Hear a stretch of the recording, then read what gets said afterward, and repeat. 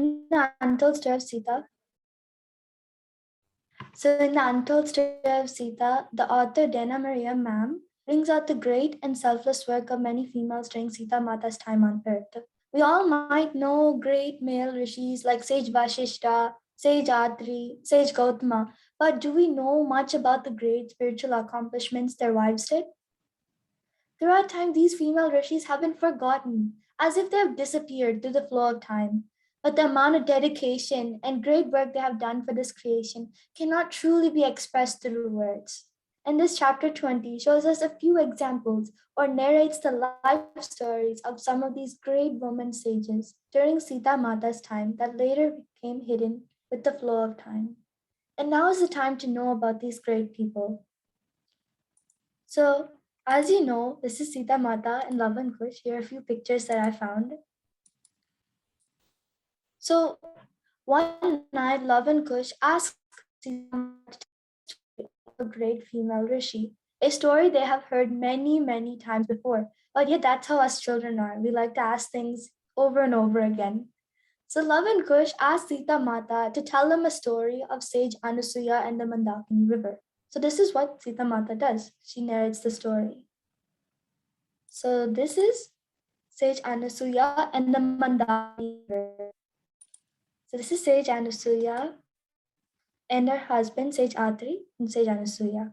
So one day, Sage Anasuya and her husband Sage Atri were looking for a quiet place to meditate. They eventually found a forest with no humans or animals, but Sage Anasuya couldn't do meditation in a place with no life at all.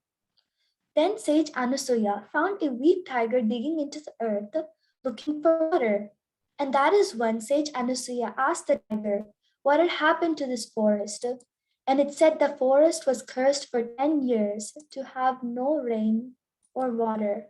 And because of that, all the animals were fleeing and all the plants were dying.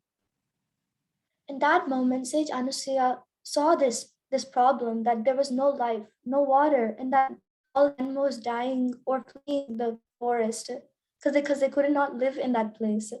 And Sage Anasuya took this problem amongst herself and said, I'm going to bring the life back to this forest, and decided that night to go into meditation to visit the celestial world. In the celestial world, she saw how beautiful it was and wanted to make the earth just as beautiful as the celestial world. And she saw how beautiful it was, and she also saw the Mandakini River Devi. And she asked the River Devi in the celestial world, can you come down to earth to help restore the life of the forest? But the Mandakini River Devi disagreed. She said no.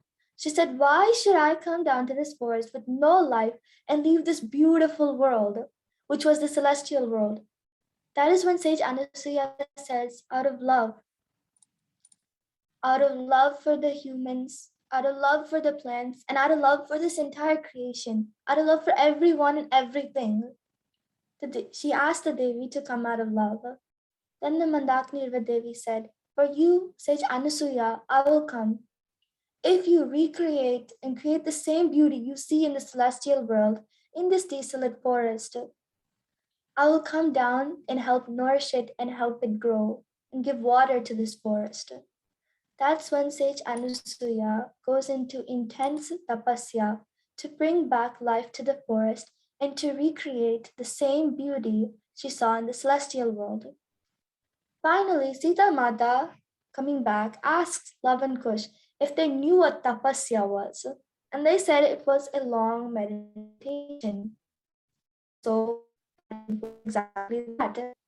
When sage Anasuya went into long and deep tapasya, the Devas wanted to test how strong sage Anasuya's will to bring back life to this forest was, because that's what Devas do.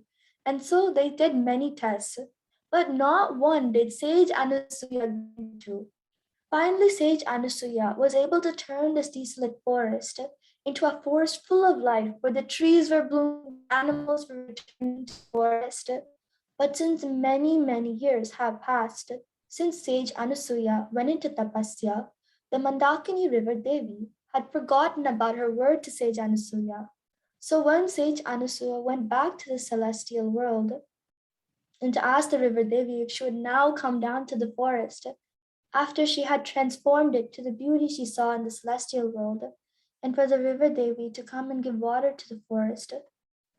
That's when the Mandakini River Devi says, "Yes, for you I will come, for your love, for your sacrifice to this world, and for the welfare of others, because she did this for the entire creation, for the entire world."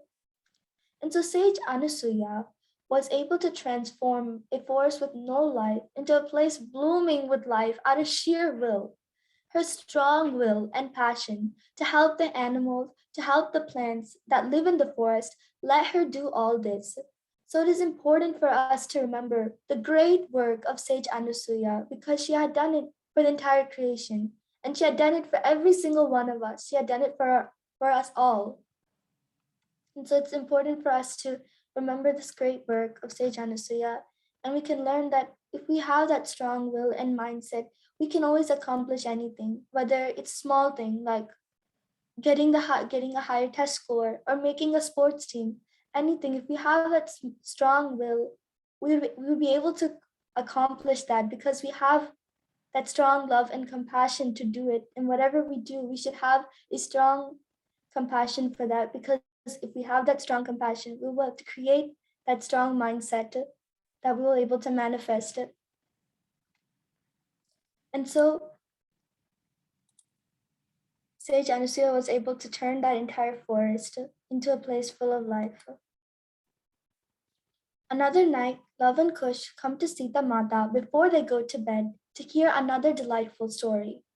And this time, Sita Mata tells them the story of Sage Arundhati and Sage Vashishta. So Sage Arundhati and Sage Vashishta were wife and husband. Both the sages were very great and powerful rishis. Sage Vashishta was a great and well-known rishi for creating powerful mantras that could repel any weapon. And Sage Arundhati had the power of bounty. Now, which you may ask, what is the power of bounty? Well, the power of bounty is where someone can feed however many people they want, and that's the power that Sage Arundhati had.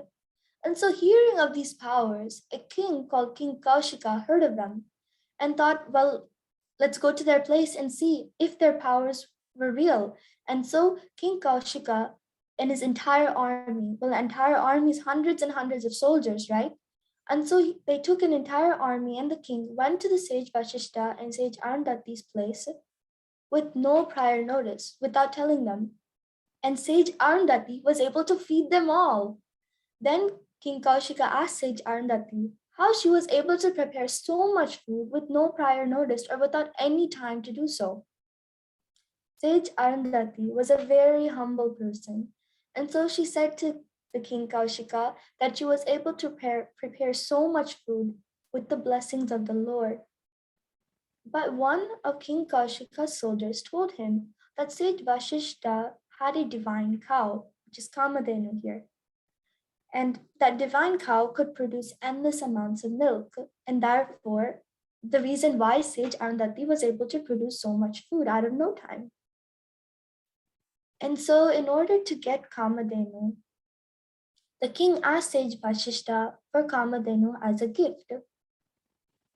But Sage Vashishta said no, as Kamadhenu was very dear and close to Sage Arundhati, like a daughter to Sage Arundhati, and would not give milk or produce for anyone else but Sage Arundhati. King Kaushika got very mad and angry because usually no one ever refuses a gift to the king. And so he got very angry because Sage Vashishta and Sage Arundhati said no to his request. And so King Kaushika told his soldiers to take Kamadhenu forcefully. Sage Vashishta and Sage Arundhati knew what they had to do next. Sage Arundhati goes and stands in front of the cow Kamadhenu and says to the king, "Do not take Kamadhenu, as she is like a daughter to me. And isn't it not dharma to separate a daughter from its mother? You are a great king. Do you not see the injustice you will do if you separate Kamadhenu from me?" With this, the King Kaushika gets very angry, and a battle breaks out between King Kaushika and Sage Vashishta. Sage Vashishta, like I said, had the power to repel any weapon with a simple mantra. And so Sage Vashishta, that's exactly what happened. He was able to repel all of the king's powerful weapons with just a simple mantra. And that is when the king finds out that the powers he can gain through tapasya is a lot greater than physical powers. Then the king, King Kaushika, resigns as king, abandons his past lifestyle, and goes into tapasya or deep meditation to gain powerful powers too.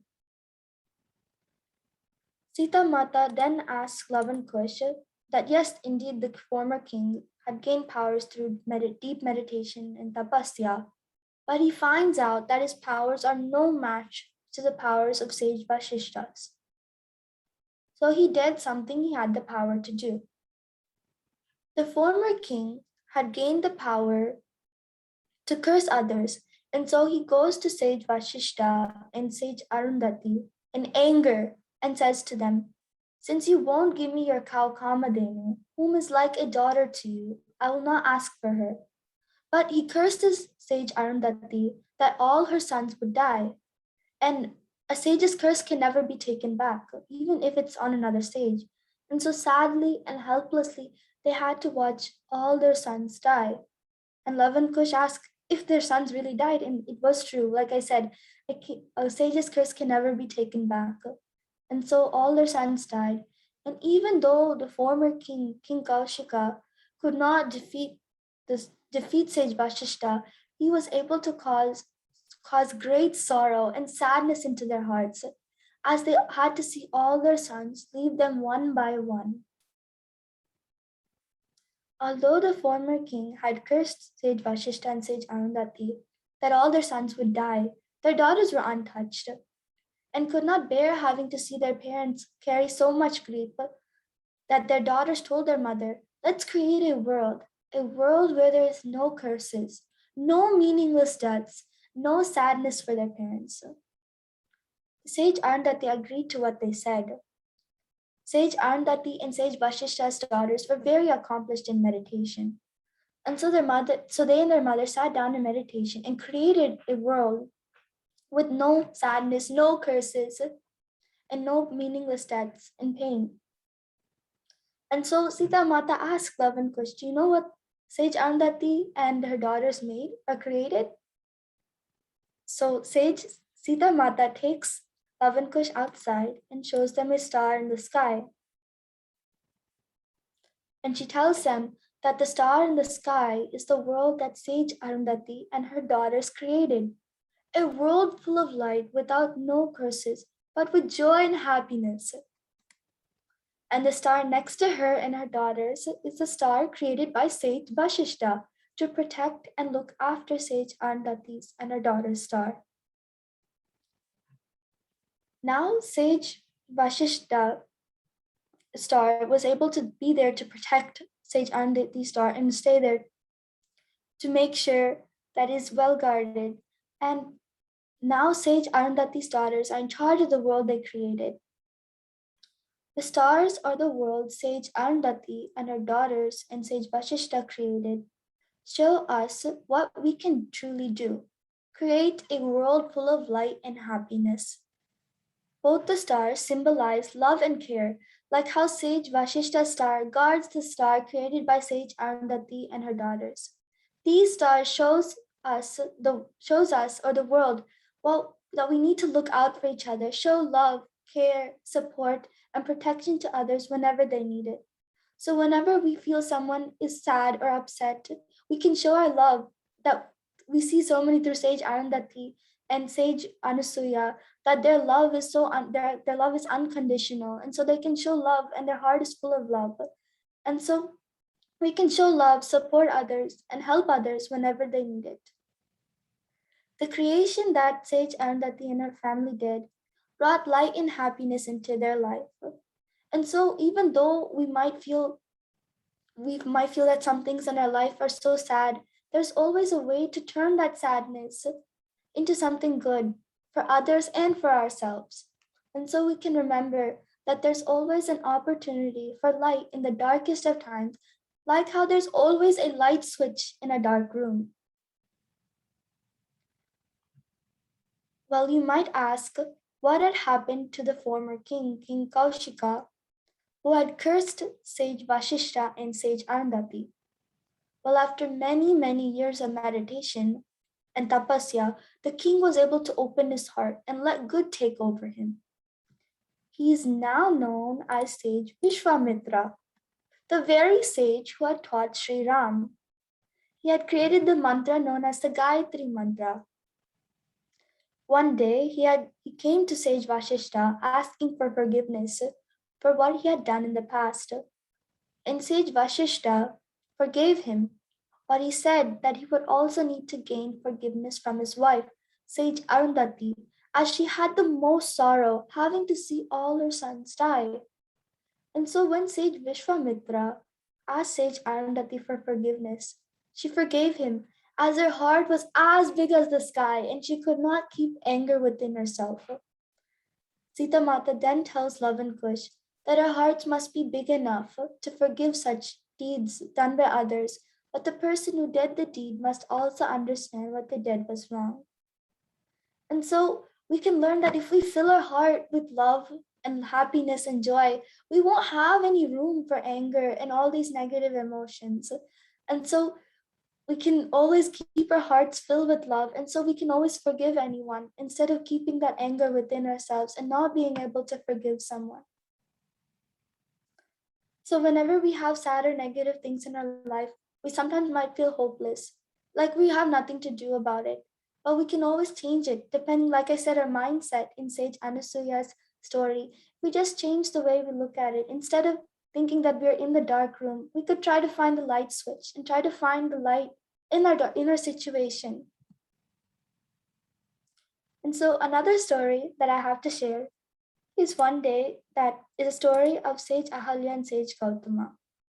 So one day, after Luv and Kush came back from their hermitage, their schooling, they asked Sita Mata to tell them the story of Sage Ahilya and Sage Gautama. Sita Mata debated whether she should tell Luv and Kush as the story was very complicated. But Sita Mata ends up telling the story to Luv and Kush. So this story was said through Sita Mata's perspective and how she came to know about it. Because Sita Mata learned to know about this story in her childhood in the palace of Mithila, the palace kingdom where she had grown up in. And so she says that Sage Ahilya, this is Sage Ahilya and Sage Gautama. So Sage Ahilya's and Sage Gautama's son was Sita Mata's family priest in Mithila. And so one day when Sita Mata was a little girl, she asked the priest why he was always so sad. And the priest said it was something that had happened to their family that hadn't been resolved. Then one day, Sage Gautama himself came to the Mithila palace, the kingdom that Sita Mata grew up in. Sita Mata then asked him what had happened to Sage Gautama and said that he had done a very terrible deed and was suffering the consequences now. Young Sita Mata was shocked at how Sage Gautama could commit a terrible deed if he was so wise. That is when Sita Mata asked Janaka Baba, Sita Mata's father, what had really happened. And so most people did not know the truth of this story. And so Janaka Baba also didn't know the actual story or the truth. And so he told the story that most people thought was true. And that's what Sita Mata comes to know. Sita Mata was told that Sage Gautama's wisdom and Sage Ahilya's beauty were so great that one day Lord Indra himself had come down to earth in the disguise of Sage Gautama, while the actual Sage Gautama was meditating. And Sage Ahilya thought Lord Indra, disguised as her husband, was her husband. And once Sage Gautama came out of meditation, he cursed Sage Ahilya for betraying him. And when Janaka Baba finishes telling the story, Sita Mata was in shock. She couldn't believe what she heard was true. And so that night she went into meditation. And she went and met Lord Indra himself in the celestial world and asked him if what her father said was true. Lord Indra then tells Sita Mata what had actually happened, the truth, and not the story that other people think that is true. He says that the Devas have to test all the sages before they enter in the heavenly realm. Like in Sage Anasuya's story, the Devas had tested her on her strong will. Like this, the Devas, Lord Indra, had to test Sage Ahilya before she entered the heavenly realm. And so, in order to test Sage Ahilya, if she could perceive the truth or see the truth, she had come in the disguise of Sage Gautama, her husband, and he wanted to test if Sage Ahilya could see that it was Lord Indra and not her husband. And the moment Lord Indra, disguised as Sage Gautama, entered her household, Sage Ahilya says, Lord Indra, why have you come in the disguise of my husband? Lord Indra then says to Sage Ahilya that he had come to test if she could perceive the truth. And as she had already did, Lord Indra was about to leave, still disguised as Sage Gautama, until Sage Gautama, who was meditating, gets up from meditation and sees Lord Indra, still disguised as him, leave his home. Sage Gautama got angry that Lord Indra tried to cause Sage Ahilya to betray him. And so he was about to curse Lord Indra. But Sage Ahilya ran and stood in between the curse and said of Lord Indra getting cursed by Sage Gautama, Sage Ahilya was cursed. And the sad curse was that Sage Ahilya would be stone-like forever.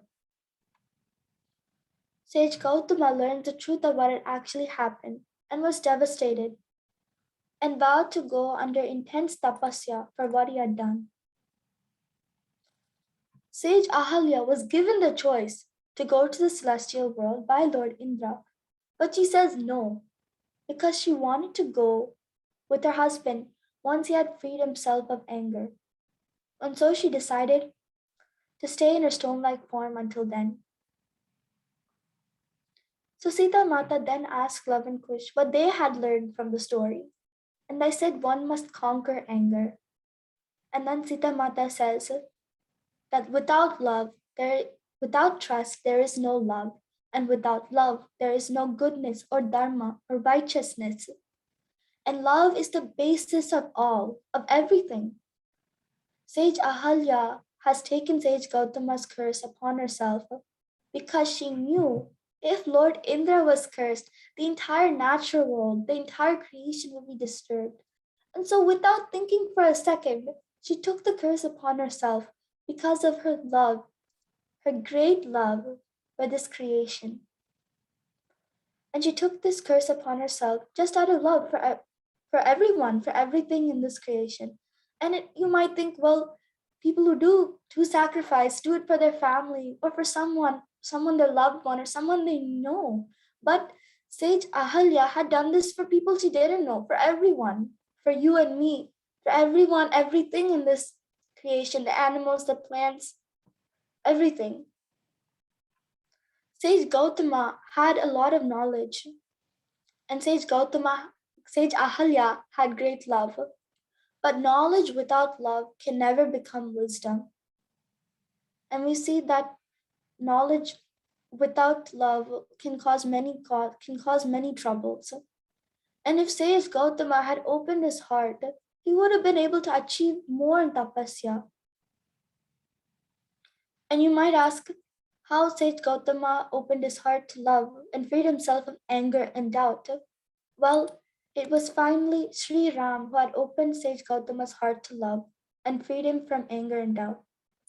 Sri Ram also freed Sage Ahilya from her stone-like form when he touched her feet, because Sri Ram's heart was filled with love.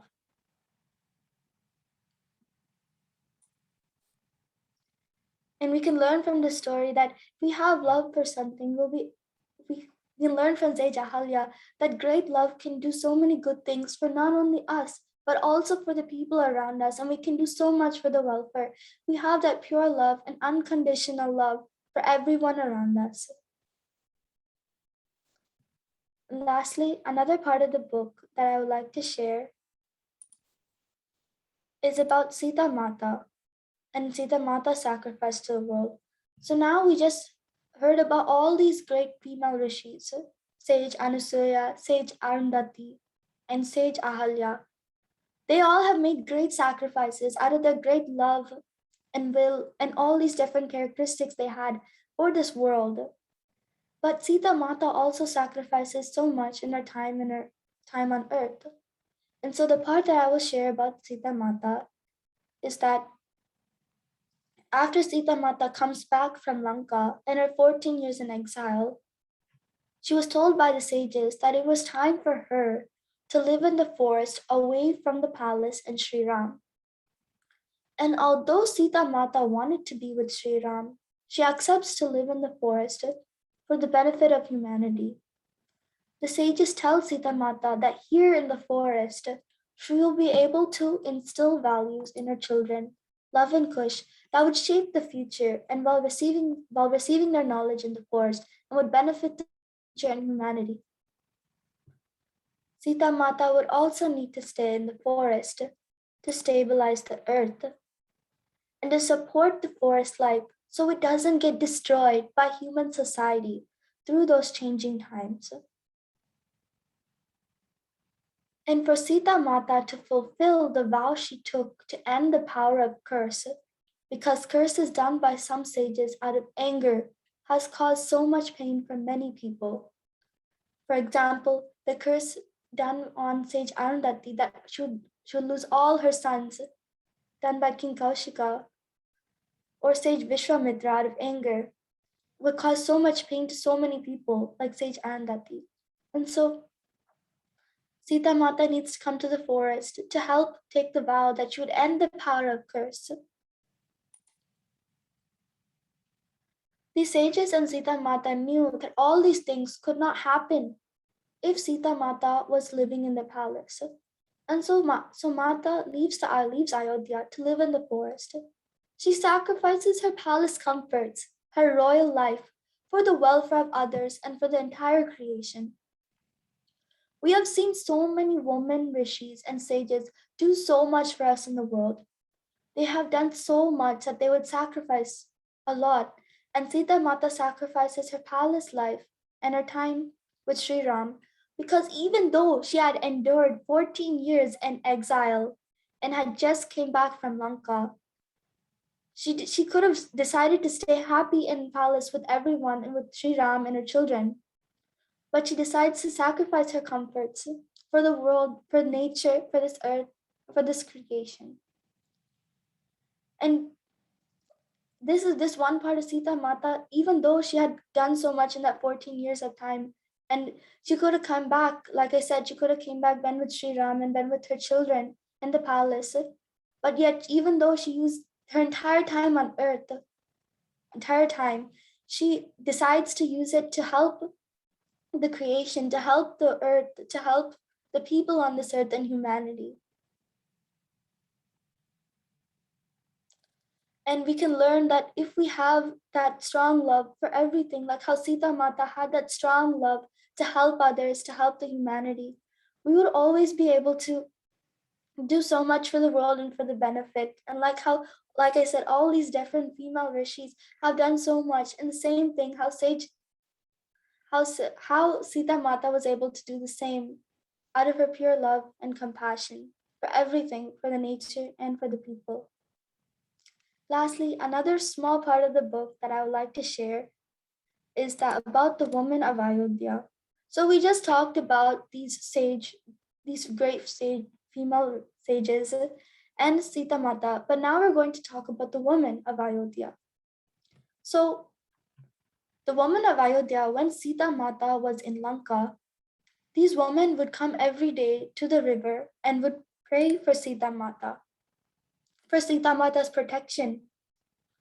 And because of that, Sita Mata was protected by a shield. And then Sita Mata came to know that this shield was from these women who prayed for her every morning. And they prayed for every morning with no rain, wind, or weather could stop these women from praying for Sita Mata.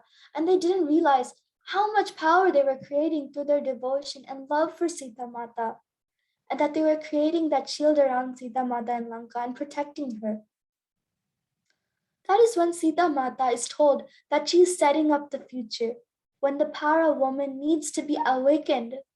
These women have created so much power, that created protection for Sita Mata.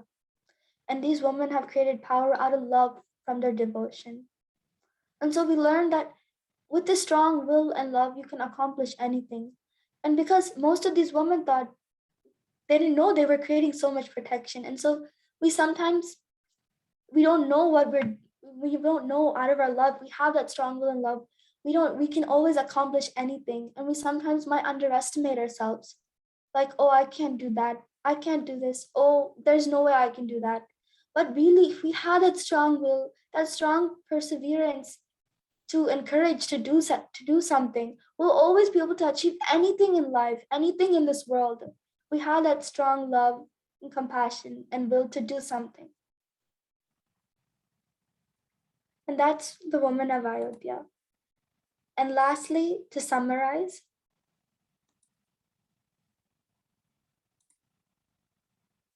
Sage Anasuya and the Mandakini River Devi story. So Sage Anasuya, we learned that with her strong will, she was able to accomplish so much, because we might not think, oh, it's so easy. We might not, it's not easy to transform a forest with no life into a forest blooming with life. And we might not consider that we might do that now, but like that strong will and courage that it took Sage Anasuya to transform the forest is so much. And because of her strong will, she was able to do so much to create an entire forest. So we can take this and say, well, if I have this strong will, I'll be able to achieve so much. Even the smallest things, we can always turn that. Like, if I can make the sports team or not, if I can get a higher test grade. But how the strong will, I'll be able to do it, because whenever we have the strong will and strong love to do something, we're already halfway there. And next story is Sage Arundhati and Sage Vashishta. So we learned that Sage Arundhati had a lot of sadness in her life because all her sons had died. And so it's so much grief and sorrow to hold, that seeing some of your children die is so hard to include in your life.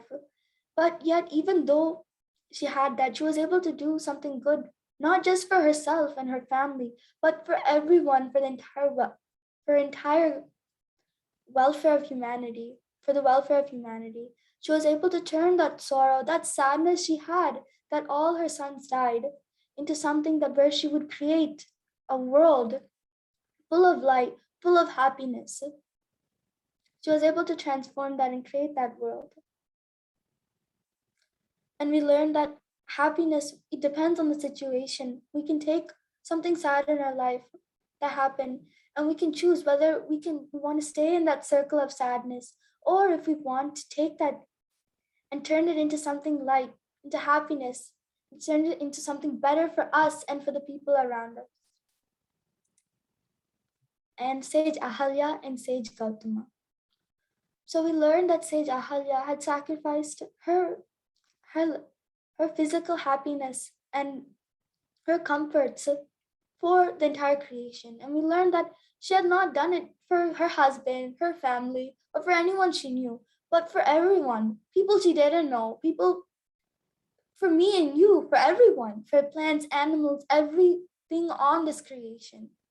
And so we might find it hard for people we don't know, like strangers, people that we don't necessarily know or care for. We might find it hard to show this love, unconditional love to everyone. And it's something that we can learn from Sage Ahilya and all these great female rishis, and Sita Mata herself, to show that unconditional love toward everyone, not just people we know and the people that care for us, but to everyone that we know, everything that we see in this creation. And we can do this by showing simple kindness to everyone. The women of Ayodhya.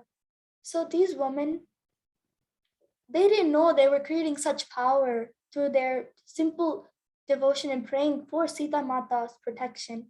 They didn't know they were creating an entire protective shield around Sita Mata. And so, like I said, they didn't know. They think, oh, I'm just here praying for Sita Mata. They didn't know how much power they had within themselves for this creation and for Sita Mata and for the locked power inside of us. And so we learned that we have so much power within us. All we have to do is define how to unlock it. And we, like I said, we might underestimate ourselves in some situations, but really, if we have that love, we have the courage, we have the persistence to really do aim at something and accomplish it, we'll always be able to do it because everything's already within ourselves. We have everything, and we just have to unlock it with love and compassion and all these traits. And Sita Mata sacrificed to the world. So it's not just all these people who had sacrificed, but Sita Mata herself, her entire life was for this entire creation, for the welfare. She dedicated it for it. And even though she had endured so much, 14 years in exile, and coming back, she could have been with Sri Ram, her children. But no, she comes to the forest and not and for to help the nature, to help humanity, to help the people there. And yet till her last moment on earth, that's what she continued to do. Here are a few morals that I collected from these stories that I found were very helpful. And so love and compassion is the main thing that I found very important out of all these stories, it's a common thing that we find in all these stories. So we learned that with love and compassion, anything is possible because everything that these sages did, coming from sage Anasuya to these women and to say Sita Mata, they were able to do so much for this world and for others because of their love and compassion. And like I said, love is the basis of all. So with love, anything is possible. Courage. We find courage in sage Arundhati's and sage Vashishta's story. It takes so much courage to transform something sad in your life into something that's helpful for the world. Happiness, turning sadness into happiness, something that happened, the grief in your life into something that helps others, turns that into happiness and light.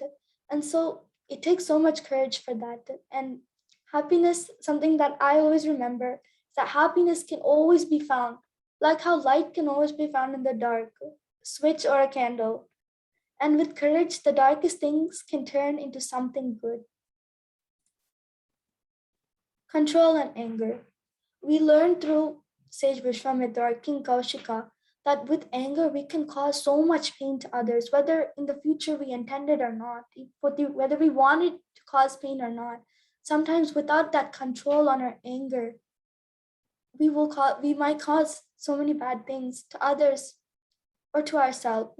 And we learn that we can control our anger or just not have anger by filling our heart with so much love that there is just no room for anger or all these negative traits.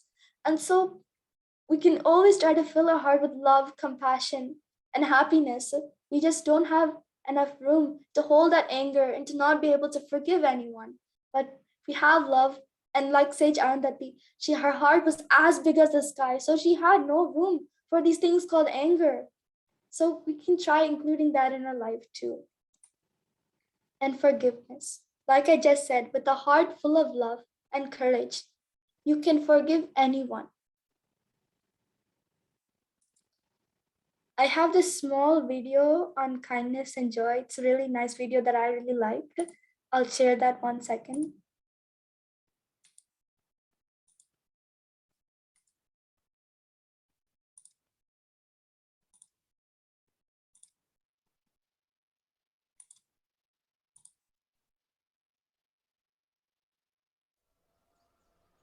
Is it audible, sir? Yes, ma'am. Thank you.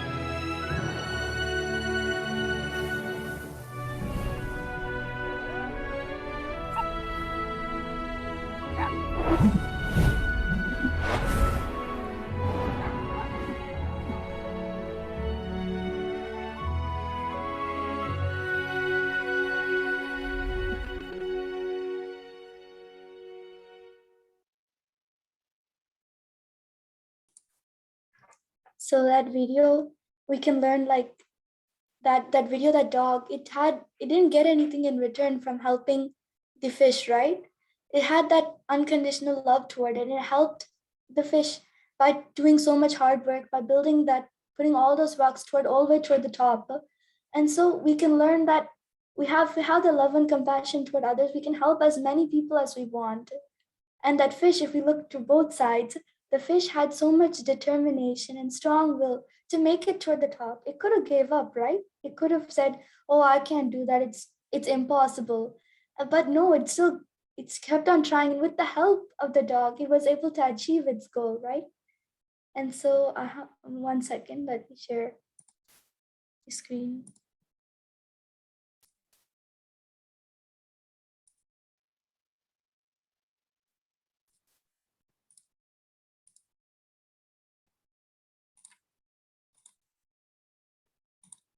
Okay. So, like every class that you have, another activity that you can do for this class that you can do is question that you can do is, what are you planning to do in your life to include these morals? So if we go back to the previous slide, see, these are the morals that I've come up with, or any other moral that you found in these stories that are narrated. Using those morals, what can you do to include these in your life? Like I gave a few examples, brief examples, and how you can include it. You can create a story, whatever your answer is, or however you plan to include it. You can create a story on it, a drawing or writing, or through a video or voice message, anything. And whatever your creative mind comes up to, you can do it and create it. And whatever you do for this activity will be included for the cultural program coming up soon. And that's it. Thank you.